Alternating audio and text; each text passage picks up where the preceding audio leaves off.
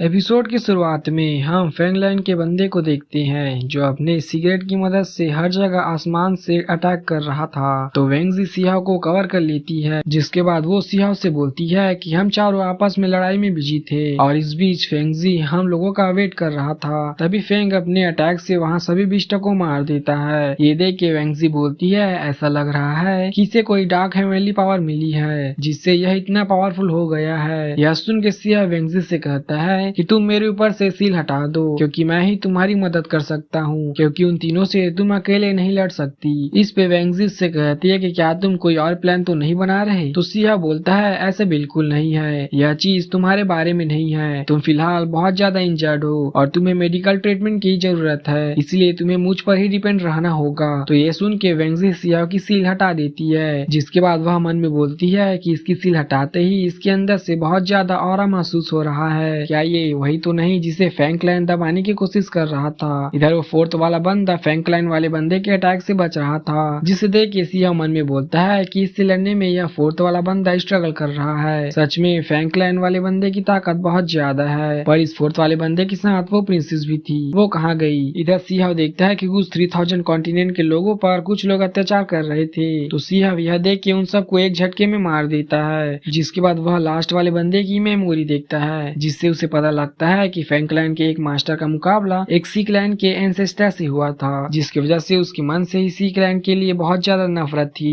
इसलिए फैंकलाइन सियाओ को दबाना चाहता है क्योंकि सियाओ सीक्लैन से है। अब सियाओ उस लास्ट वाले बंदे को भी मार देता है, जिसके बाद 3000 कॉन्टिनेंट के लोग सियाओ को थैंक यू बोल के वहाँ से चले जाते हैं। तभी वो फैंकलाइन वाला बंदा गुस्से में सियाओ पर अपने आई से अटैक करता है, पर वह प्रिंसेस सियाओ को बचा लेती है और फिर सियाओ से कहती है कि अगर तुम हमारी मदद करोगे तो शायद हम इसे हरा देंगे और इससे वेंगजी भी बच जाएगी। इस पे सियाओ कहता है कि मुझे वेंगजी से मतलब नहीं है, पर तुम इतना जान लो कि मैं फैंकलैंड वाले बंदे को मार कर ही रहूंगा। तभी फैनलैंड का बंदा अपने आई से बाहर आ जाता है और गुस्से में बोलता है कि जो भी मेरा प्लान बिगाड़ेगा मैं उसकी जान लूंगा। इस पे प्रिंसेस बोलती है कि इसे देख के तो ऐसा लग रहा है कि फैनलैंड ने इसे डिमोनिक आर्ट सिखाई है। इधर सियाओ सोचता है कि कहीं इस बंदे के कनेक्शन दूसरे वर्ल्ड के डीमन से तो नहीं है। उसी वक्त वो फैंकलैंड वाला बंदा उस प्रिंसेस और फोर्थ वाले बंदे पर अटैक करता है। दूसरी तरफ सियाओ को अचानक से आसपास एक डिवाइन बिस्ट के होने का एहसास होता है, जिस बात का पता फैंकलैंड के उस बंदे और बाकी दोनों को भी चल जाता है। जिसके बाद वो तीनों पैलेस में चले जाते हैं, पर फैंकलैंड वाला बंदा उन दोनों को वहाँ से भागने के लिए उन दोनों पर अटैक करता है, पर वो दोनों उससे बच जाते हैं। जिसके बाद वो प्रिंसेस उस पर अटैक करते हुए उससे बोलती है कि तुम फैंकलैंड के जीनियस कहलाने के लायक नहीं हो। तभी वो बंदा अपने ब्लड का इस्तेमाल करके उन पे फिर से अटैक करता है, पर वो लोग उस अटैक से ज्यादा इंजर्ड नहीं होते।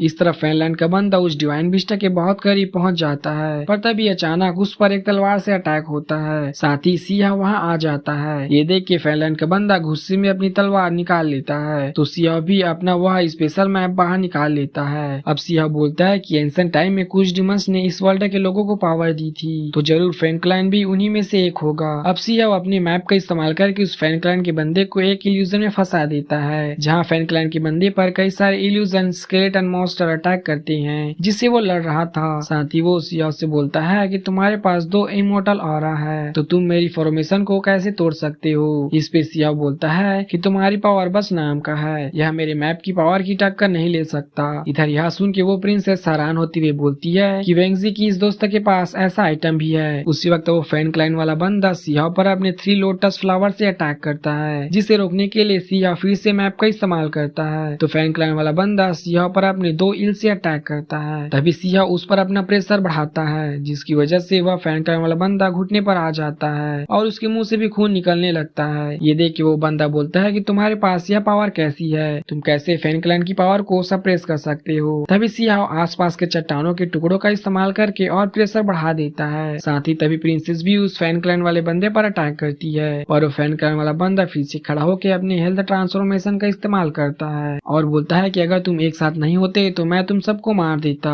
अगर तुम में दम है तो मेरे डोमेन में आके दिखाओ। यह सुन के सिया मन में सोचता है कि इसके डोमेन में जाने से ज्यादा क्या होगा, मैं इसे फिर भी कैप्चर कर लूंगा। इसके बाद सिया प्रिंसेस और लास्ट वाला बंदा फैंकलैंड के डोमेन में चला जाता है, जहाँ पर चारों तरफ ब्लड फॉग था। तो प्रिंसेस कहती है यहाँ पर तो हेवनली आई भी इस्तेमाल नहीं किया जा सकता फैंकलैंड के बंदे को ढूंढने के लिए। तभी वह अपने आप ही सबके सामने आ जाता है, तो सिया उस पर अटैक करता है, पर अब की बार उसे कुछ नहीं नहीं होता। वह बोलता है कि वेंगजी के सर्वेंट, तुम्हारी हिम्मत कैसी हुई मुझसे फाइट करने की। इस पे सिया उससे कहता है कि तुम्हें बाद में पता चल जाएगा कि मैं कौन हूँ। इधर वो लास्ट वाला बंदा फ्रैंकलाइन के उस बंदे पर अटैक करने के लिए जाने लगता है, पर प्रिंसेस उसे रोक देती है और सिया से कहती है हम बस देखेंगे और तुम जाके उसका सामना करो। ये सुन के सिया उसकी तरफ जाने लगता है और उस ब्लड डोमेन में से कई सारे हाथ निकाल के उसे पकड़ लेते हैं और वह फ्रैंकलाइन वाला बंदा हंसते हुए बोलता है अब तुम कुछ नहीं कर सकते। तभी सिया थंडर एम्परर की पावर का इस्तेमाल करता है और उसकी मदद से उस बंदे पर अटैक करता है, जिसे रोकने के लिए वो फ्लावर्स का इस्तेमाल करता है, पर वो उसे रोक नहीं पाता। तभी प्रिंसेस सिया को देख के बोलती है कि असल में यह बंदा कौन है जिसके पास इतनी सारी पावर्स है। इधर थंडर एम्परर की पावर की वजह से वो बंदा जमीन पे आके गिरता है। तभी सिया उसके पास आ जाता है और उससे कहता है कि तुम जमीन पर क्यों सो रहे हो।